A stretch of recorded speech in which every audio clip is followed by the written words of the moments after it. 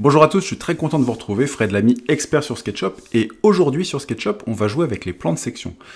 On va jouer avec les plans de section et dans cette vidéo, on va voir ensemble la hauteur idéale d'un plan de section à partir du sol. Alors il y a beaucoup de personnes qui utilisent SketchUp déjà et qui découvrent avec le logiciel ce qu'est un plan de section. Un plan de section c'est quoi? C'est un plan qui va couper la maison, vous pouvez la couper en horizontal, en vertical, en diagonale, vous faites ce que vous voulez. Mais ce qu'il faut savoir, c'est que par défaut, quand vous lisez un plan en vue de dessus, la règle stipule que la coupe doit être faite à 1 mètre du sol. Alors on va voir ça ensemble. Donc là, j'ai un petit exemple de maison. Ce que je vais faire, c'est que je vais mettre un guide. Je vais appuyer sur T. Voilà, je vais avoir ma règle. Et puis, à partir du sol, je vais monter un guide à 1 mètre. Donc là, je suis en centimètres, pardon. Donc je vais taper 100 et entrer. Et j'ai cette fameuse ligne virtuelle qui va me permettre de créer ma coupe à 1 mètre du sol, puisque si vous regardez des sources, dans des manuels d'architecture ou autres, on vous dit que c'est à 1 mètre par défaut. Alors on y va. On va prendre l'outil plan de section. Vous allez le retrouver dans le grand jeu d'outils de SketchUp, par exemple. Vous voyez, le plan de section, c'est ça.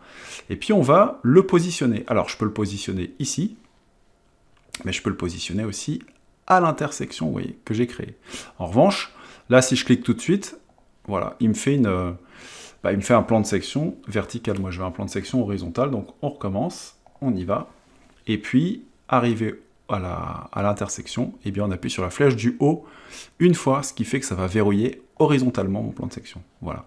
Donc mon plan de section, je peux lui donner un nom. Je vais l'appeler coupe 1, par exemple. Voilà. Symbole, 1. Et puis, OK. Voilà. Donc là, c'est ma coupe numéro 1. Donc c'est super, je suis très content, puisqu'avec SketchUp, si vous vous mettez en vue de dessus, et en caméra projection parallèle, vous avez un joli plan. Vous voyez que c'est super beau, c'est magnifique. Sauf que, non, ça n'a pas de sens. Et puis j'en vois pas mal de plans comme ça. Et ça me rend fou parce que je dis aux personnes, mais vous voyez qu'il n'y a pas de fenêtre. En fait, il n'y a pas du tout de fenêtre dans vos plans. Pourtant, c'est la règle. Normalement, c'est la règle. Bon, bref, on va voir ce qu'on peut faire par rapport à ça. Donc le plan de section, moi, en règle générale, hop, je le remonte. Mais je le remonte pas n'importe comment. Je vais aller en caméra perspective pour mieux voir. Donc je le remonte. Ce que je fais, c'est que je vais aller trouver d'abord les premières fenêtres. Donc je remonte mon plan de section avec l'outil déplacé. Voilà. Là, je trouve la première fenêtre. Et il y a une règle aussi qui dit que normalement, votre plan de section, il doit être à 10 cm au-dessus des appuis de fenêtre. Donc là, je ne vais pas calculer. Là, si je prends l'outil mètre, non, je ne vais pas calculer. Mais en fait, ça aussi, c'est une règle qui ne tient pas vraiment la route, puisque... là c'est bien, il y a une fenêtre, mais là j'ai des fenêtres dans ma salle de bain, donc la règle c'est que vous prenez votre plan de section, vous allez chercher les fenêtres les plus hautes dans votre niveau, donc c'est celle-ci.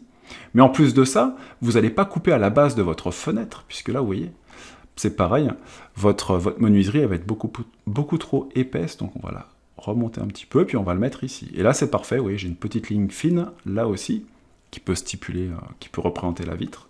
Et dans ce cas-là, vue de dessus, caméra et projection parallèle. Et là, mon plan est nickel. Vous voyez que là, on voit toutes les ouvertures.